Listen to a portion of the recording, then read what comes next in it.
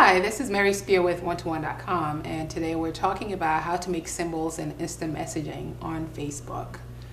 So basically it's really cool. There are two ways to do that. So let's log on to Facebook. Let me select who I want to chat with.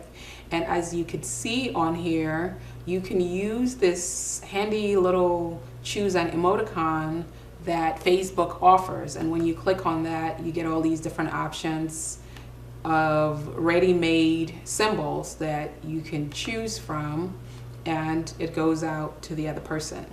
If what you're looking for is not on the list, such as you want to make, maybe the heart, the heart is one that I see a lot. If you want to do that, you can actually type that in, and Facebook will recognize that.